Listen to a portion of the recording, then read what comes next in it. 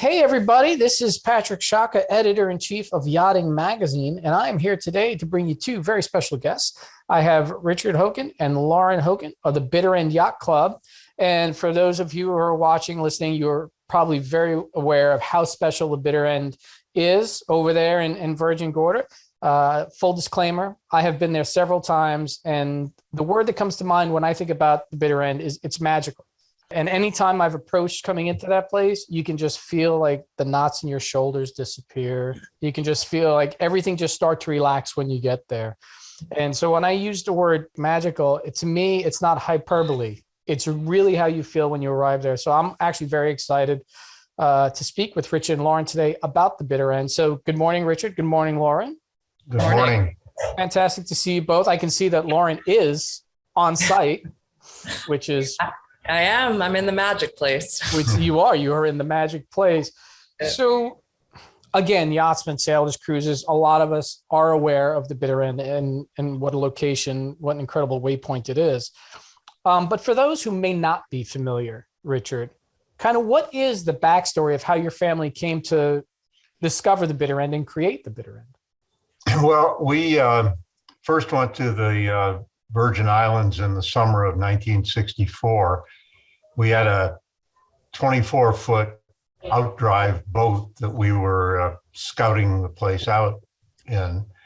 And when we got to Virgin Gorda, we stayed at Little Dick's, which had just opened weeks before we arrived.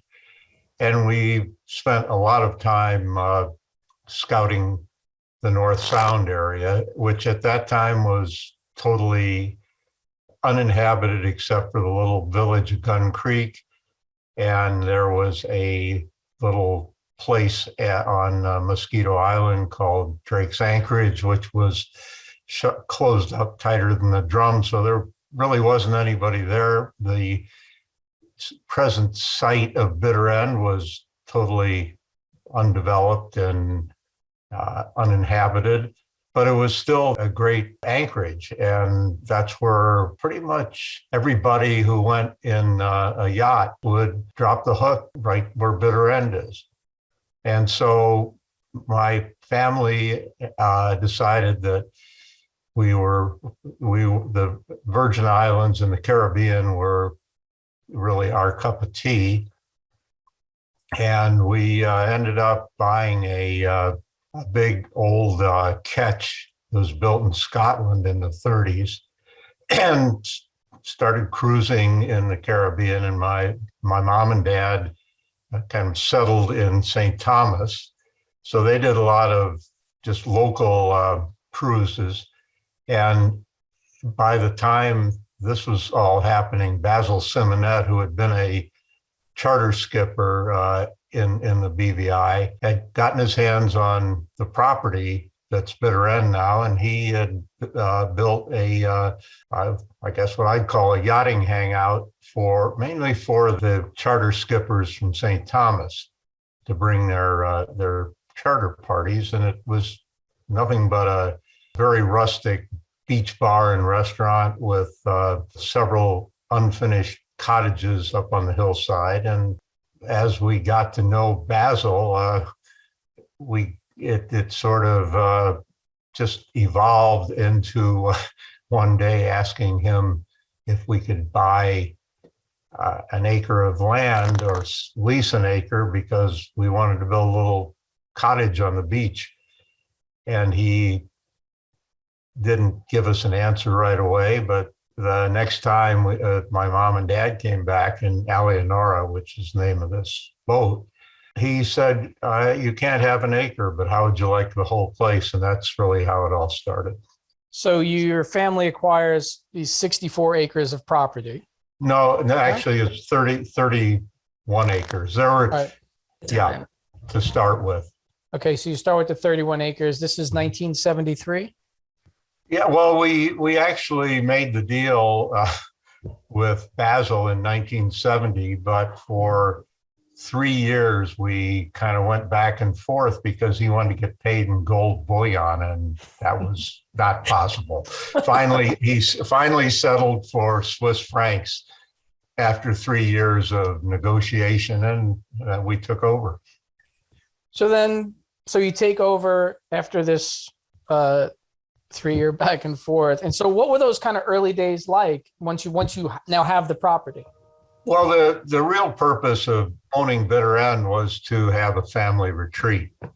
And because there was this little commercial activity there, I'd say my dad felt less guilty about owning this place. And so that's really what it was. It was a family retreat. And, with this visiting yachting traffic that came and shared the restaurant and bar with us. And that's what it was.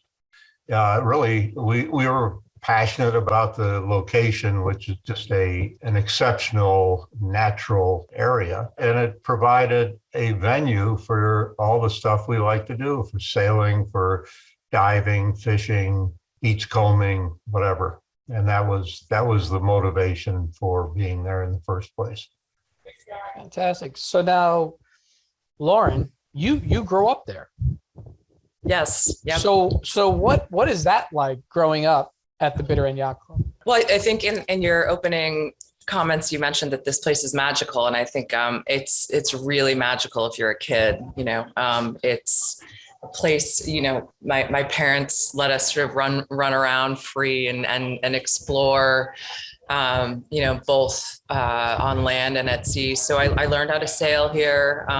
I learned how to snorkel, and we just had hours and hours of sort of exploring the surroundings and adventuring as kids. So my brother and I, we learned to windsurf here, and often the two of us would go out together, and the prevailing breeze is northeast. So we would end up, a few hours later downwind at Gun Creek and try and have to try and sort ourselves out and find our way back home. But, I think as a kid, it felt like a place where there was sort of endless opportunities to explore and to, learn about nature and about the sea and weather. And it was just it still is a totally magical place for me.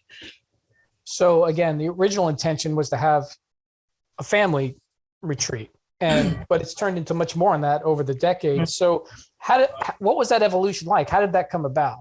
Well, I think it came about because, unbeknownst to us when we bought the place, the bareboat charter industry began a kind of hyperbolic period of growth in the 70s. And people started, more and more people came. There was no longer the kind of, you had to bring your own, sail your boat down from New England to go cruising there. So, and as you probably are aware, like an out island 40 didn't have many amenities aboard, such as shower, and hot water and that sort of stuff. So people would occasionally they'd come by and they'd say, "Well, can we rent one of your cottages?" So we had 5 cottages, and that were the original sort of shells that came with the place, and we fixed them up. They're pretty simple but really comfortable.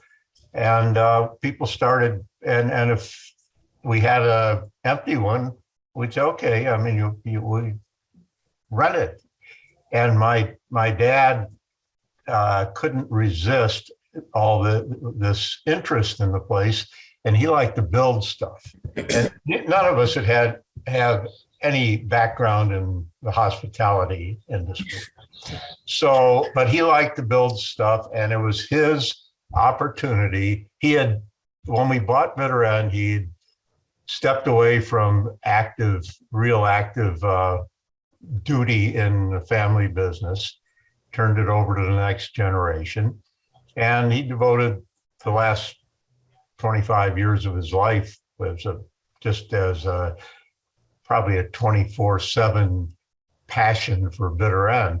So this is an opportunity for him to have his own backhoe, cement mixer, all that kind of stuff. and feel like, well, I'm doing it because it has it's a business. It's not frivolous. And we ended up, and the demand just naturally it came. It was just an organic growth, and we ended up with the place next door, which was called the Trade Winds, which is how we got for the 64 acres total. So it just grew organically. My dad was opposed to master planning. He just, it was all kind of done on just intuition. And so it just grew. And well, I think too, it's such a magical, special place. It's hard to keep it a secret, as much as maybe it would have been nice to keep the place to ourselves. Oh, right. I don't think though we went there to become recluses or to hide from the world, because one of the fun part about it was you'd have all these yachts coming to visit. And so there were people that shared our interests. And, we made a lot of new friends and heard a lot of good sea stories in the process. So it was fun doing this. It was really and it was sort of a no-brainer. In fact, I think if you go back and look at yachting, Bill Robinson wrote an article about North Sound and Bitter End, probably sometime in the late 70s or so, I think. And I think we were actually on the cover. So it was just a yachting and water sports hangout. And that's what we want it to be. Right. That's the character. It's a lifestyle concept, and it's based on, not on the improvements that we made ashore. It's based on the natural environment, which is, it's just a very unique place for people who are passionate about messing around in boats. I agree with you totally. Like I said, if you haven't been there, go. You have to go. You have to experience the Bitter End. Now, so you evolve this, it grows over time. It becomes what we all know now as an iconic location for sailors and cruisers and the like. But it's not without challenges. So we kind of move forward here. September of 2017, storm develops, becomes Hurricane Irma, and Hurricane Irma approaches this iconic waypoint. So can you kind of take us through what kind of happened there at that point when the storm kind of came and showed up on the Bitter End's front door? Well, our first concern was for the 8 or 9 people that were on property. Really our only concern at that point. And we did find out, it took us probably 24 hours to find out that everybody had come through, at least physically, unscathed. I think it probably was a pretty rough experience if you were one of those few people, because the place that they were sheltering in was basically taken out by the roof of another building, and they had, in the midst of the storm, had to go from where they were sheltering into a bunker, basically where our generator was. So it was that was our real concern, and then.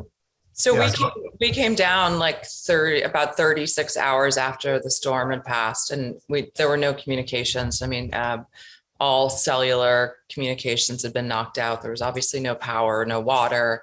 There was nothing. So we flew down with a neighbor who had reconfigured his plane and basically turned it from a passenger plane to like a freighter. And so it was full of supplies, of water, generators, medical supplies, et cetera, et cetera. And we flew down to the Naval Air Station, Rosie Roads in Puerto Rico, where we were met by 6 or 8 of our Puerto Rican friends and their boats in their sport fishing boats, and we filled up their boats with these supplies, and we steamed east to the BVI. And as we each island that we encountered along the way, as we steamed east, was like more and more devastated, and so it was a bizarre, it was a weird trip.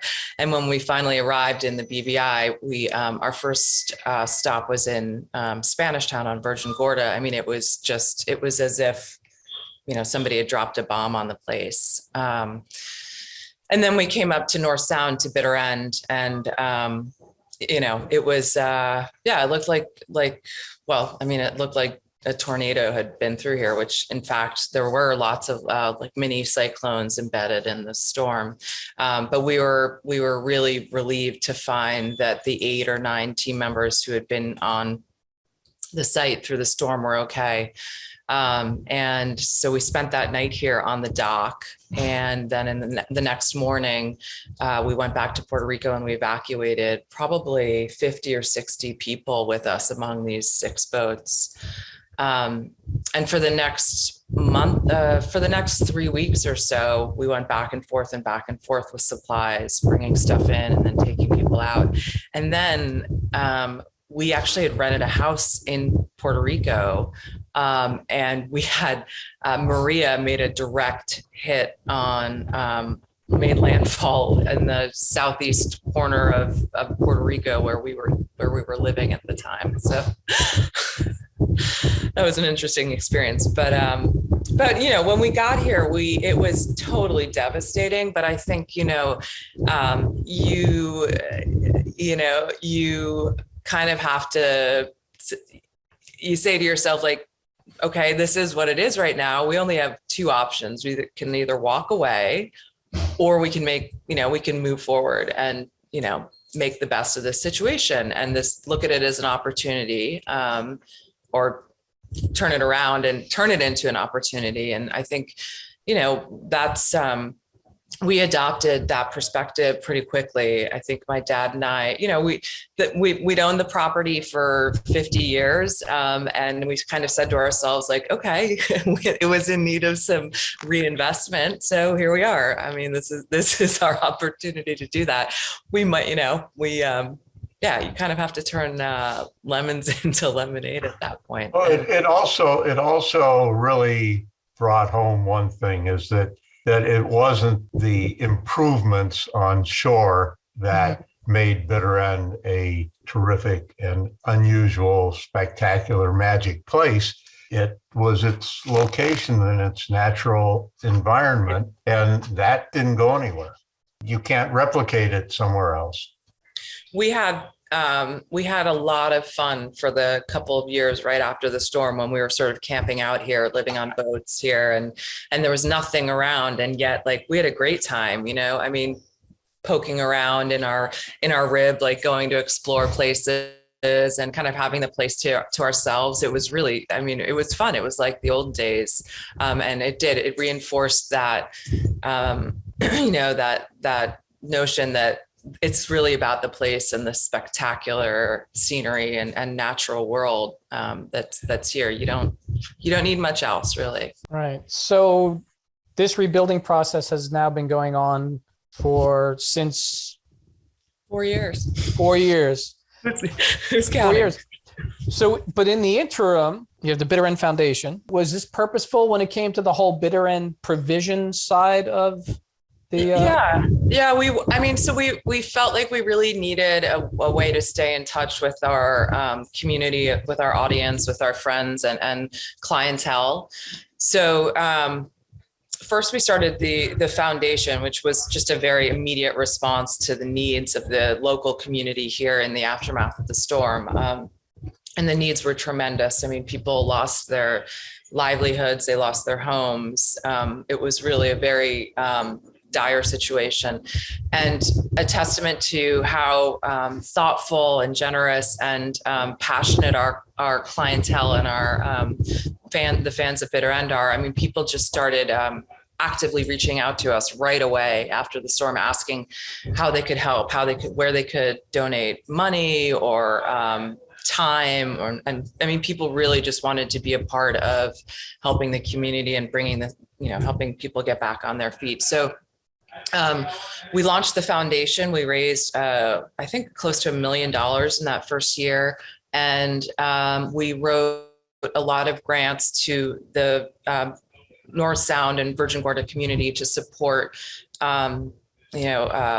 health and education initiatives, and to help people get, funding to rebuild their homes and get schools back open, and all sorts of stuff. And then in the latter part of the recovery effort, we started to invest in and support programs to help broaden awareness and education around the environment here, which is so critical, right, to the livelihoods of the community, and also, that's why we're here. So it's been terrific. We've really enjoyed being able to support a lot of really worthy programs in the area.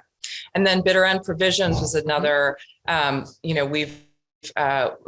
were, after the storm, we started to get all these emails asking us, if there were still any hats or T-shirts or, gear that we could sell people. And so we said, well, we thought, this might be an opportunity. People love our brand. They love, I think, wearing a Bitter End hat, when you're wandering through the airport and you see somebody in a Bitter End hat, it's a great sort of entree to start a conversation. And so we launched this apparel and accessories lifestyle concept that's aimed at people who love the water sports lifestyle.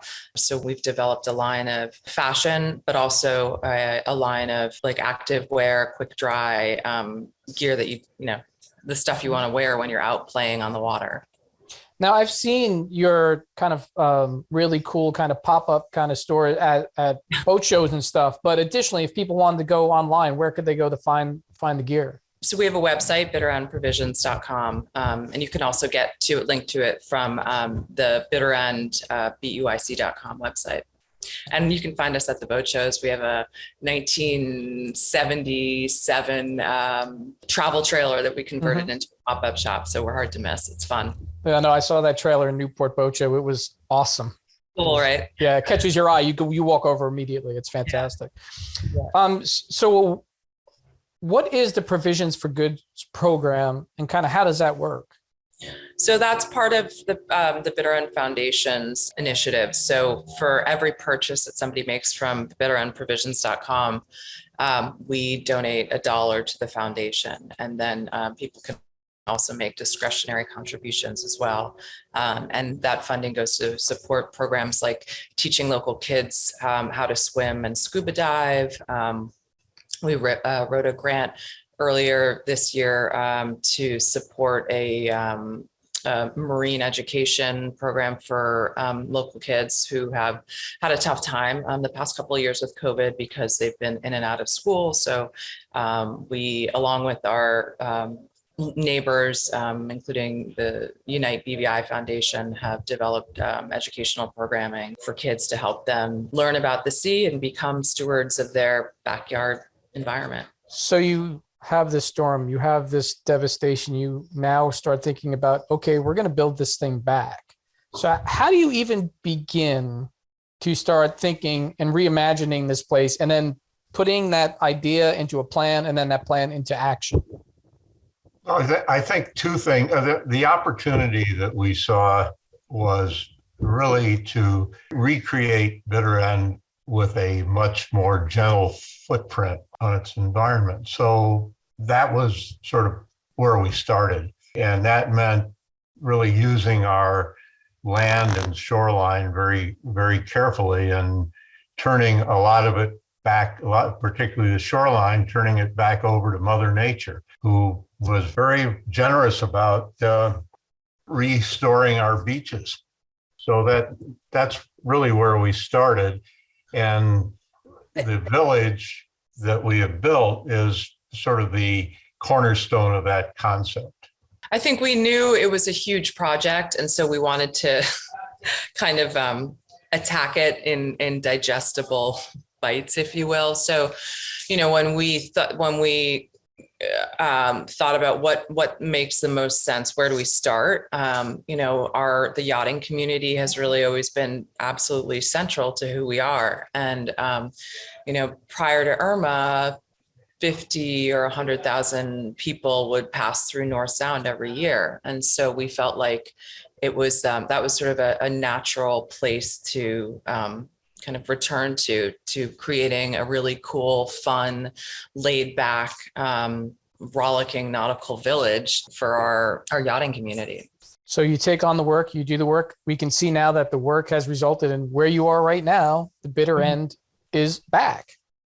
Yeah. And you're open. We are. Yeah. There were probably, 35 or 40 boats in the mooring field last night. It was awesome. It was really special to see. So what is the current status of the opening? What is open? What is available?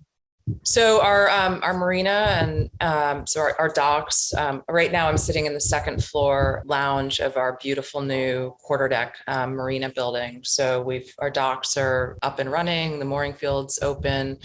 We have this beautiful built facility with showers and lounge and bar. Our restaurants are open. Our market is open. The water sports and beaches are all up and running. And then we have two really special over the water marina bungalows that are 2-story lofted hotel accommodations right on the water. They've got a deck and a swim ladder so you can walk out the front door and get in the water or get in your kayak or dinghy, and they're really special. So that's what's open. And then the next phase of our project will be building additional hotel accommodations and another retail outlet and expanding a little bit on the village. Well, I heard those bungalows resonated with me. I think I know where I want to stay. Next time I'm down there, I think I know where I want to go. I've been staying in one. They're fantastic. I think we have by far and away like the best views from our hotel rooms ever. I've got a view of Anguilla Cut and can watch the sunset from the balcony on the second floor of the room. So it's killer. So Richard, Yep. You guys have come a long way from 17. You've rebuilt, and again, this iconic location. What's next? How do you see the Bitter End evolving from here forward? Well, I think that, obviously we've only, the village occupies around 10% of our total land and about maybe a quarter of our shoreline. So we are, thinking about strategies for the rest of the property. I think we definitely it will grow into a small residential community in addition to the facilities of the village and our core business. Yeah. So for those who are looking to come down and visit y'all, where's the best place for them to get some information to start making their plans? So our website, which is www.beyc.com, is a great place to find out what's happening here. We're also very active on Instagram and Facebook, so you can get updates virtually daily there. Now, before I close it up, is there anything else y'all wanted to add? Or I think we're just, it's been a journey, and we're really excited to be welcoming people back. And, I think we a lot of people wonder, is Bitter End going to be the same Bitter End, or, what's going to change? And I guess I just like to reassure everybody that, this, we really, really have tried very hard. And I think we've been successful at preserving the spirit of the place, the fun, laid back, welcoming vibe that has always been so central to the Bitter End experience. The place might look different. It does look different. It looks awesome, but it's still just the most magical, exciting, fun place out there. So the core, the heart and soul of the place still is very much the same. I think that, Bitter End, to me, Bitter End is not the buildings. It's a lifestyle. And what the improvements that we had before and the improvements we have now are meant to be something that facilitates the enjoyment of that lifestyle. And that's the real constant that exists with Bitter End. And North Sound still is and always will be like one of the coolest places on earth to go sailing. So that's not changing. I agree. All who have been there will agree. And those who are yet to come, when they get there, will agree. So yeah, for sure. Okay. Well, Richard, Lauren, thank you all so much for your time this morning. This has been educational, informative, entertaining, and I'm loving seeing you on site there at the Bitter End, and I can't wait to get back there myself. Great to be here. So, hey, everybody, this is Patrick Sciacca, editor-in-chief of Yachting Magazine. We're signing off for now, but stay tuned for more because more is coming.